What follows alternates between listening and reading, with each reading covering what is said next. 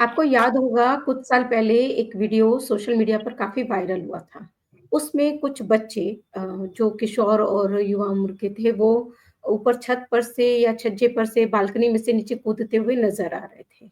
ये घटना हुई थी जहाँ पर एक कोचिंग इंस्टीट्यूट में आग लग गई थी और वहाँ हाँ, पर हाँ, हाँ। बच्चे बचने के लिए बालकनीज़ में से ही कूदने लगे थे। काफ़ी हुँ, वायरल वीडियो था, काफ़ी बड़ी घटना थी ये और उस समय हुँ, काफ़ी आलोचना भी हुई थी। लेकिन वो हुँ, बच्चे बड़े थे, कोशिश कर सकते थे, हालाँकि उसमें भी काफ़ी कैज़ुअल्टीज़ हुई थी। पर फिर हुँ, भी वहाँ पर बच्चों को प्रयास करते देखा गया था, अपनी ज़िंदगी के लिए दौड़ते, भागते, मदद माँगते हुए देखा गया था। Right, right. लेकिन क्या हो अगर बच्चा ऐसी स्थिति में हो और वो मदद भी ना माँग पाए, कि वो खुद को बचाने के लिए दौड़ भी ना पाए, भाग भी ना पाए, आवाज़ भी ना लगा पाए। हुँ, जी हाँ, आप बिल्कुल ठीक समझ रहे हैं। मैं उसी हादसे का ज़िक्र कर रही हूँ, जो अभी कुछ दिन पहले उत्तर प्रदेश के झांसी जिले में घटा है। नमस्कार, मैं हूँ मोनिका आर्य। नवजात शिशुओं को बचाने की मुहिम पालोना में एक बार फिर आप सभी का स्वागत है और आज हम चर्चा करेंगे उस खौफनाक और उस बहुत ही दर्दनाक हादसे की, जो 15 नवंबर 2024 की रात झांसी के महारानी लक्ष्मीबाई मेडिकल कॉलेज में घटा है। वहाँ एक ओवर क्राउडेड एनआईसीयू में आग लग गई। आग लगने के क्या कारण थे इस पर अब जाँच जारी है। लेकिन उस आग ने प्रथम दृष्टया जो खबर आई थी वो थी कि उस आग ने 10 नवजात शिशुओं को मौत की नींद सुला दिया था। अच्छी बात ये थी कि 37 बच्चों को बचा लिया गया था, कुछ बच्चे इंजर्ड थे, जिनमें से 2 बच्चों की बाद में मौत हो गई थी। अब तक इस मामले में 12 नवजात शिशुओं की मौत हो चुकी है।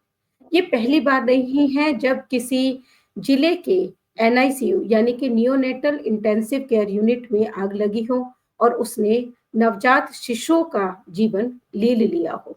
इससे पहले भी महाराष्ट्र में, दिल्ली में और इसके अलावा अहेरी, गढ़चिरौली, अकोला, नागपुर इन सब जगहों में आग लगती रही है एनआईसीयूज़ में, एसएनसीयूज़ में और नवजात शिशु इसकी भेंट चढ़ते रहे हैं। जो सबसे लेटेस्ट घटना है, झांसी से पहले जो घटना घटी है, वो इसी साल मई 2024 में घटी थी। मई 2024 में दिल्ली के एक हॉस्पिटल के हॉस्पिटल में आग लगी थी, जिसमें 7 नवजात शिशुओं का जीवन खत्म हो गया था। तो जब भी इस तरह की कोई घटना होती है, तो आम लोगों का गुस्सा सोशल मीडिया पर फूट पड़ता है।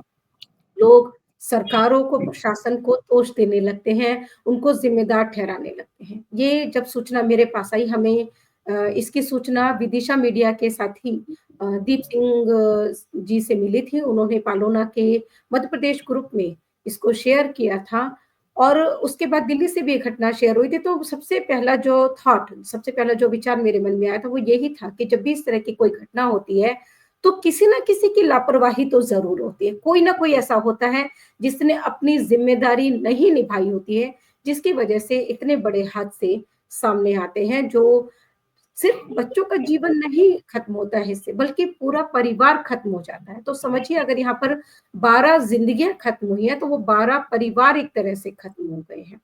आज इस घटना पर हम सरकारों को या प्रशासन को दोष दें, उससे पहले ये ज़रूरी है कि हम उन कारणों को समझने की कोशिश करें कि आखिर इतने बड़े हादसे कैसे हो जाते हैं। तो इस पर चर्चा करने के लिए हमारे साथ सीधे जुड़ रही हैं देवास से एनआईसीयू और पीआईसीयू की इंचार्ज डॉक्टर वैशाली निगम जी। नमस्कार डॉक्टर वैशाली जी, स्वागत है पालोना के इस मंच पर एक बार फिर आपका। आप वैशाली जी, मैं आपको बहुत संवेदनशील डॉक्टर के रूप में पिछले कुछ सालों से जानती हूँ, जो सरकारी हॉस्पिटल में रहते हुए भी नवजात शिशुओं के लिए कई बार आउट ऑफ द बॉक्स जाकर भी काम करती हैं, डिसीजंस लेती हैं। तो जब ये वाली घटना हुई तो मैं तभी से सोच रही थी कि इस पर ज़रूर हमें बात करनी चाहिए और उन कारणों के को थोड़ा-सा तलाशने की कोशिश करनी चाहिए कि आखिर इतने बड़े-बड़े हादसे क्यों हो जाते हैं और एक के बाद फिर दूसरा हादसा कैसे स्थान ले पाता है? मतलब लोग क्यों नहीं सतर्क होते हैं, क्यों नहीं सचेत होते हैं? ये झांसी वाले हादसे की अगर हम बात करें, तो ये घटना बता रही है कि मीडिया रिपोर्ट्स के अनुसार 10 साढ़े 10 बजे के आस-पास घटना घटी है उस हॉस्पिटल में। हुँ, हुँ। इस समय ऐसा भी नहीं होता है कि सब सो चुके हों। और हॉस्पिटल खासकर एनआईसीयू ऐसी जगह होती है जहाँ नर्सेस का, वार्ड बॉय का या फिर पेरेंट्स का, जो बच्चों के पेरेंट्स होते हैं, परिवारजन, तो उनका आना-जाना लगा ही रहता है। राइट। ऐसे में इस तरह की घटना कैसे जगह बना पाती है? ऐसा हादसा कैसे आकार ले पाता है? मैम इसमें सबसे पहले तो हमको ये समझना पड़ेगा कि जो जी, एनआईसीयू होता है, इंटेंसिव केयर यूनिट जिसको हम बोलते हैं, ये एक बहुत रिस्ट्रिक्टेड एनवायरनमेंट होता है। ये जो जी, पूरी यूनिट होती है, एक जनरल नॉर्मल हम एनआईसीयू की बात करें, तो ये डिवाइडेड होती है 3 से 4 पार्ट्स में। एक होता है आपका इनबॉर्न यूनिट, एक होता है आपका आउटबॉर्न यूनिट, इसके बाद step down unit, feeding room, reception areas. तो इसमें जी, 3 जगह पे इनबॉर्न, आउटबॉर्न और स्टेप डाउन में न्यूबॉर्न बेबीज़ को रखा जाता है, फर्स्ट थिंग। मतलब सारे पेशेंट्स एक जगह पे कभी नहीं होते हैं। दूसरा, जी, एनआईसीयू में सारे बच्चे जो होते हैं, वो होते हैं वार्मर्स पे, रेडिएंट वार्मर्स जिसको हम कहते हैं, ये जो बेड्स होते हैं बच्चों के। जी, ये जो इक्विपमेंट्स जिनकी हम बात कर रहे हैं एनआईसीयू में, रेडिएंट वार्मर्स, इसके अलावा फोटोथेरेपी यूनिट्स, इसके अलावा सीपैप मशीन्स, इसके अलावा वेंटिलेटर्स, इसके अलावा सक्शन मशीन्स, इसके अलावा ऑक्सीजन कॉन्सन्ट्रेटर्स, ऐसे मल्टीपल इक्विपमेंट, और ये हर बेबी के अराउंड द बेड जो होते हैं, हमें रखने जी, पड़ते हैं। ठीक है? अब आइडियल स्पेसिंग जब यूनिट बनती है तो वो तो डेफिनिटली एक कम उस पे बनती है, आइडियल स्पेसिंग्स पे शुरू होती है। लेकिन विद टाइम जैसे हम देख रहे हैं कि पॉपुलेशन बढ़ रही है, हर हर चिकित्सालय, चाहे हम बात करें गवर्नमेंट की, सीएचसी, पीएचसी, डिस्ट्रिक्ट की, नंबर ऑफ डिलीवरीज बढ़ रही हैं, तो रिक्वायरमेंट बढ़ने के साथ-साथ बेड्स का एक्सटेंशन किया जाता है। अब उस हिसाब से स्पेसिंग्स कितनी बढ़ पाती है, नहीं बढ़ पाती है, वो एक चैलेंज होता है। हर बेड का आइडियल एक स्पेस होता है कि इतना अवेलेबल होना है। क्या उतना हम प्रोवाइड कर पा रहे हैं? क्या हम वहाँ पे आस-पास जगह को मेंटेन कर पा रहे हैं? थर्ड थिंग होती है जी, मैम कि ये इक्विपमेंट्स 24/7 चलते हैं। वार्मर्स एनआईसीयू में 24 घंटे चलता है, क्योंकि एक न्यूबॉर्न अपना टेम्परेचर रेगुलेट नहीं कर पाता। ऐसे ही जी। Phototherapy machine most of the time running होती है। तीसरी हुँ, चीज़ हुँ। होती है oxygen. Uh, most important cause NICU में एडमिशन का जो होता है वो होता है रेस्पिरेटरी डिस्ट्रेस, यानी सांस लेने में तकलीफ के साथ मेजॉरिटी न्यूबॉर्न भर्ती होते हैं। और बट हुँ, ऑब्वियस हुँ। है ये सारे बच्चों को ऑक्सीजन चल रहा होता है। हमें पता है ऑक्सीजन एक हाईली फ्लेमेबल गैस है। थोड़ा सा भी ऑक्सीजन अगर है वहां पे तो तुरंत बहुत बड़ा हादसा बन सकता है।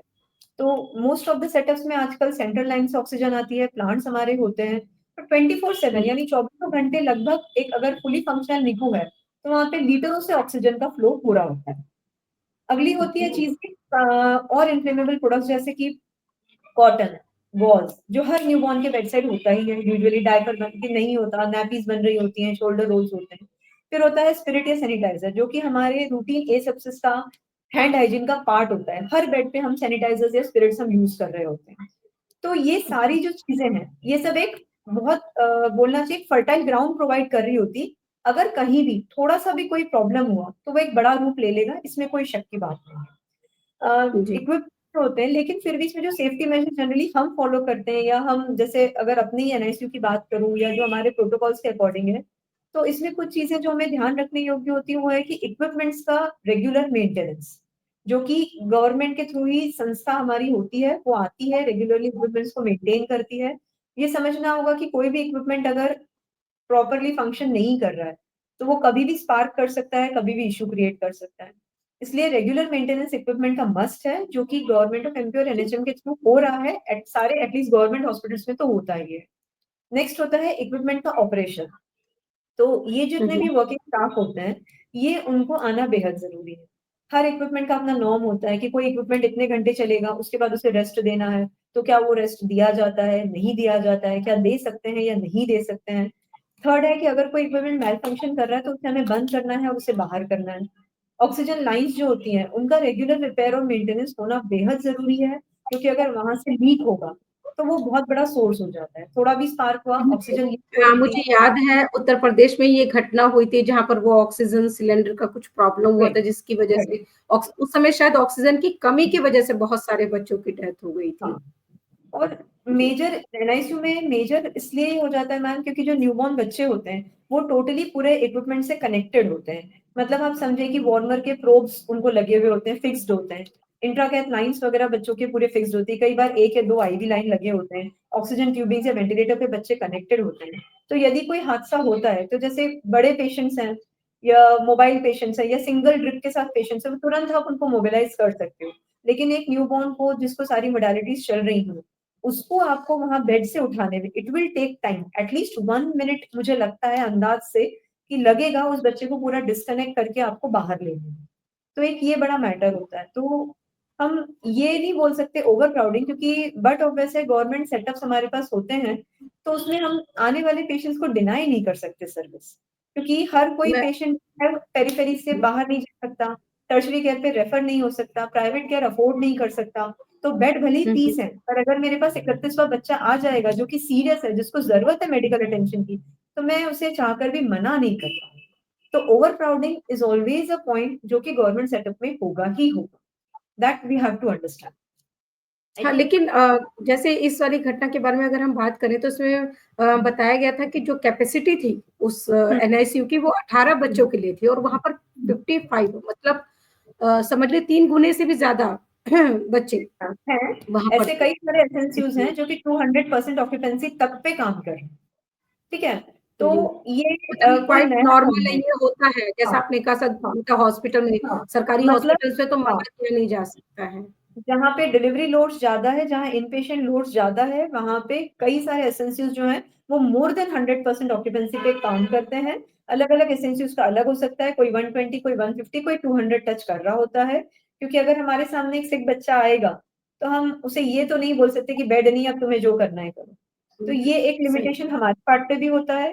दूसरा होता है एचआर कि क्या एचआर कंप्लीट है? जितना रिक्वायर्ड है, क्या उतना डॉक्टर्स, उतना नर्सिंग स्टाफ, उतना सपोर्ट स्टाफ उपलब्ध है या नहीं उपलब्ध है? तो विद टाइम जो मेजॉरिटी स्टाफ आपका मॉर्निंग डे कवर करता है, नाइट शिफ्ट में स्टाफ की लिमिटेशंस हो जाती हैं। तो ये भी अपने आप में एक फैक्टर रहता है। आई डोंट थिंक कि इसमें हम पर्टिकुलर अगर कुछ फाइंड आउट हो जाता है तो बहुत अच्छी बात है। लेकिन इतने सारे पैरामीटर्स इन्वॉल्व होते हैं कि कोई पर्टिकुलर चीज़ को ढूँढ पाना कि दिस वाज़ द कॉज़, वो एक बहुत डिफिकल्टी है। नेक्स्ट ये है कि फायर ड्रिल्स जो होती हैं, ये बहुत ज़रूरी पार्ट होती है। हम लोग की सबकी ट्रेनिंग्स होती है, टू ऑपरेट फायर एक्सटिंग्विशर्स हैं, या जैसे अभी लास्ट झांसी के इंसिडेंट्स के बाद ही हम लोग को गवर्नमेंट ऑफ एमपी एनएचएम के थ्रू ऑर्डर्स थे, हम लोग ने मतलब सारे जितने भी एसएनसीयूज़ हैं ऑलमोस्ट 54-55 डिस्ट्रिक्ट्स के, हम लोगों ने अपने यहाँ मॉक ड्रिल्स कंडक्ट किया था, जो लूप होल्स हमको मिले थे, तो वो हम लोगों ने खुद अपने आप में एक्सरसाइज किया था। आप चाहें तो मैं आपको अपने यहाँ का भी मॉक ड्रिल शेयर करूँगी अदरवाइज़। जी, तो ये मॉक ड्रिल्स भी कंडक्ट होती रहनी चाहिए, ताकि हम सबको पता रहे how to use a fire extinguisher, who to alert, how to evacuate, क्योंकि ऐसे में क्या होता है आग लग जाए तो एक पैनिक हो जाता है और उस जी, पैनिक में चीज़ें जो है डिसऑर्गनाइज्ड हो जाती है। तो बिल्कुल। This all happens. मतलब ये रेगुलर इंटरवल्स पे होना बहुत ज़रूरी है। ऐसा नहीं कि कोई हाँ। हादसा हो, उसके हुँ, बाद ही वो मॉक ड्रिल्स वगैरह हों। ये रेगुलर हुँ, इंटरवल्स पे खासकर हुँ। हॉस्पिटल्स जैसी जगहों पे तो वो हाँ, होते रहना चाहिए, ये आप कह होते रही रहना हैं। है। हाँ। हाँ, जैसे इसमें भी मैं देख रही थी, पढ़ रही थी कि इसमें एक आरोप ये भी है उस घटना को लेकर कि जब आग लग गई उसके आधे घंटे के बाद वहाँ पर इमरजेंसी स्टाफ जो भी था वो हेल्प के लिए पहुँचा था। तो इज़ इट पॉसिबल कि किसी हॉस्पिटल में आग लग गई है तो आधा घंटा लग जाएगा वहाँ पर किसी को भी पहुँचने में मदद के एनआईसीयू लिए? में तो मैं नहीं मानती मैम कि आधा घंटा लगा होगा, क्योंकि एनआईसीयूज़ में round the clock nursing staff तो होता ही होता है। मतलब डॉक्टर्स भले ही अगर शॉर्टेज हो, नहीं अवेलेबल हो तो एक बात हो सकती है। मेजॉरिटी एसएनसीयूज़ में 4 डॉक्टर्स अवेलेबल नहीं हैं, but at least nursing staff तो हर शिफ्ट कवर करता ही करता है, साथ में सपोर्ट स्टाफ भी शिफ्ट्स कवर करता ही करता है। तो आधा घंटे का टाइम मैं नहीं मानती कि लगा होगा। ये हो सकता है कि 2-5 मिनट प्लस माइनस हो कि सिस्टर किसी और यूनिट में काम कर रही हो और उस पर्टिकुलर प्लेस तक पहुँचने में उतना टाइम उसको लगा हो। But half an hour is too much of a time, जो कि I don't think is possible. मुझे लगता है कि इसमें एक फैक्टर वो भी रहा होगा जो आपने पहले ही ज़िक्र कर दिया कि क्योंकि शाम की शिफ्ट में स्टाफ कम होता है और एक हुँ, बच्चे को वो सारा जो भी हुँ, उपकरण उसको लगे हुए होते हैं, उनसे उसको हुँ, डिटैच करने में काफ़ी हुँ, समय लग जाता है, लग तो हाँ, स्टाफ कम था और हैंड्स कम थे वहाँ पर, हाँ, तो हाँ, काफ़ी दैट उनको कुड फिर बी। इस हुँ। तो जब भी इस तरह का हादसा होता है, इससे पहले के हादसों में भी हम बात करें तो सरकारें ज़रूर एक बार निशाने पर आती है, तो सरकारों का रोल इस तरह के हादसों में कितना होता है या नेग्लिजेंस उनके लेवल पर कितना होता है? अ, एज़ सच नेग्लिजेंस या रोल का तो ma'am I don't know, role पे हम बात कर सकते हैं कि रोल इन द सेंस ये है कि इक्विपमेंट जो प्रोवाइड किए जा रहे हैं, वो इक्विपमेंट्स एक वो क्वालिटी कंट्रोल चेक से निकले। सेकेंडली उनका जो है वो थ्रू गवर्नमेंट ही मेंटेनेंस जो होता है, जैसे है हमारे यहाँ, तो आई डोंट नो बाकी प्लेसेस का, तो वो जो एनुअल मेंटेनेंस है वो होता रहे, ताकि रिस्पॉन्सिबल कंपनी वाला आकर टाइमली इंटरवल्स पर इक्विपमेंट मॉनिटर कर ले। एक हम कोड जनरेट होते हैं, हमें कंप्लेन करनी हो हम कंप्लेन कर देते हैं, तो इक्विपमेंट में अगर कोई फॉल्ट हो तो वो जल्दी टिक हो जाए। थर्ड, जैसे मैंने कहा, ऑक्सीजन लाइन मेंटेनेंस के लिए भी उसमें होना चाहिए प्रोटोकॉल, भले ही खराब नहीं है लेकिन वीकली कोई पर्सन आके चेक कर ले कि अगर माइनर भी लीक है तो वो टिक हो जाए। एंड द नेक्स्ट इज कि जहाँ तक है ये सब मॉक ड्रिल्स हैं, फायर एक्सटिंग्विशर्स वगैरह हैं, जैसे हमारी यूनिट मुस्कान सर्टिफाइड है, तो ये सारे हमारे जो 100-120 पॉइंट्स की चेकलिस्ट है, ये हम खुद ही उसको मॉनिटर कर रहे होते हैं। तो हमारे फायर एक्सटिंग्विशर्स एक्सपायरी डेट में तो नहीं है, हमारे सारे स्टाफ को फायर एक्सटिंग्विशर्स यूज करना आता है नहीं आता है, डिजास्टर कंट्रोल के प्लान्स बने होने चाहिए। ये सब गवर्नमेंट के थ्रू तो नॉर्म्स में है मैम, और हमारे एसएनसीज में तो फॉलो है ही। Most of the I think government hospitals में फॉलो होता ही है, क्योंकि ये प्रोटोकॉल है ये। व्हाट हैपेंड जी। There is very tragic, but loophole जहां भी रहा we don't know, we can only guess जब तक हमारे पास रिपोर्ट्स नहीं आती, बट ये रहता तो है मैम नॉर्म में। तो एक लास्ट क्वेश्चन आपसे डॉक्टर वैशाली, कि मान लीजिए इस तरह का कोई दुखद हादसा हो ही जाता है, तो राइट। वैसे समय में जो भी हॉस्पिटल में मान लीजिए जो स्टाफ है उनको तो उनका उनको पूरा प्रोटोकॉल पता होता है, लेकिन उसके अलावा भी बहुत सारे लोग हॉस्पिटल में उस समय में होते हैं। वो बच्चों के अटेंडेंट्स, पेरेंट्स, या फिर उनसे मिलने जुलने वाले आसपास के जो मान लीजिए कोई शॉपकीपर्स वगैरह है वो सब, तो उनको आप सजेस्ट करना चाहेंगे कि जब भी इस तरह का हादसा हो तो उनको किस तरह की भूमिका में आ जाना चाहिए? मैम इसमें हेल्पिंग हैंड तो खैर बहुत बड़ी बात होती है, वो जरूरत होती है स्पेशली एनआईसीयू में। बट अगर जैसे जैसे हम बात करें रात की, तो उस टाइम पे जनरल पब्लिक भी नहीं ही होती है most of the time, parents भी नहीं ही होते, केवल जो फीडिंग वाली मदर्स आ रही होती है वो ही अपने 2 to 3 आवर इंटरवल्स पे आती है। बट अगर और किसी टाइम पे होता है और पब्लिक है, तो पब्लिक का रोल ये होना चाहिए कि जो लोग हेल्प कर सकते हैं, जो यंग हैं, जो उस चीज को हैंडल कर सकते हैं, वो लोग आगे आए। बाकी अन्यथा की जो भीड़ है वो तुरंत हट जाए, जगह खाली कर दे, रास्ते को इवैक्यूएट कर दें, और एक सेफ पैसेज क्रिएट कर दें, जिसमें कि हम जितने भी लोग हैं जो प्रोफेशनल्स हैं, मेडिकल या हेल्थ केयर प्रोफेशनल्स हैं, वो इन बच्चों को तुरंत फटाफट फटाफट बाहर कर दें। जैसे फॉर एग्जाम्पल अगर एक पर्टिकुलर यूनिट में हादसा हुआ, तो वहां से हम बच्चों को रिसेप्शन तक ला दें, या रिसेप्शन से यूनिट के गेट तक ला दें। वहां से जो लोग हैं वो उन बच्चों को बाहर तक सर्कुलेट कर दें, तो रैदर देन कि मैं एक बच्चे को उठा करके गोद में बाहर तक ले जाके छोड़ के आऊं फिर पलट कर वापस आऊं, इतने में जो हेल्प अगर हो सकती है तो ये पब्लिक क्रिएट कर दे। जनरली क्या होता है, भीड़ लग जाती है, वो रास्तों को रोक जी, देते हैं और ब्लॉक कर देते हैं, तो that leads to more suffocation. तो एक कॉमन नॉर्म जो है, plus fire safety general public के लिए भी होनी चाहिए, और ये फायर सेफ्टी के जो ड्रिल्स हैं ये उनके लिए भी होना चाहिए, क्योंकि जैसे एनआईसीयूज की बात करें तो बाहर तक हम फायर एक्सटिंग्विशर्स रखे होते हैं, पब्लिक एरिया में भी हम फायर एक्सटिंग्विशर्स रखे होते हैं, तो आम जनता को भी उन इक्विपमेंट्स को यूज करना अगर आ जाए तो एक बहुत बड़ा जी, हेल्पिंग हो जाता है, कि रैदर देन हम उस जगह को क्लटर करें, हम उस स्पेस को खाली करें और हेल्प करें, मतलब वो जी। एक इम्पोर्टेंट है। बहुत इम्पोर्टेंट आपने सजेशंस दिया, और मैं ये उम्मीद करती हूँ कि हमारे दर्शक इन सजेशंस को न सुन के ही नहीं रह जाएँगे, बल्कि इनको जीवन में अपनाएँगे भी। कभी भी इस तरह का कोई हादसा हो तो वो हेल्पिंग हैंड के रूप में वहाँ पर मौजूद होंगे, वहाँ पर केओस नहीं करेंगे, वहाँ पर उस समय में आर्गुमेंट नहीं करेंगे, मेडिकल जो स्टाफ है उससे झगड़ा नहीं करेंगे, बल्कि पूरा सपोर्ट करेंगे, ताकि जितनी भी ज़िंदगियाँ वैसे बचाई जा सकती हों, उन्हें बचाया जा सके। और सबसे ज़रूरी चीज़ है कि सरकारें इस पर ध्यान दें कि पॉपुलेशन बढ़ रही है, तो रिक्वायरमेंट्स भी बढ़ रही हैं। पूरे देश में एनआईसीयूज़ की उपलब्धता बहुत कम है, बच्चों की संख्या ज़्यादा है, बच्चे बीमार ज़्यादा पड़ते हैं, जल्दी वो इन्फेक्टेड भी हो जाते हैं। तो ये भी ज़रूरी है कि जहाँ-जहाँ जिस भी लेवल पर जो भी कमियाँ हैं, उन्हें दुरुस्त किया जाए, बड़ा है। ताकि इस तरह के हादसों से देश को बचाया जा सके और हमारे नौनिहालों को बचाया जा सके। इसके साथ मैं आपको धन्यवाद कहूँगी वैशाली जी, सारी जानकारी हमसे शेयर करने के लिए, और अब इजाज़त लूँगी। नमस्कार।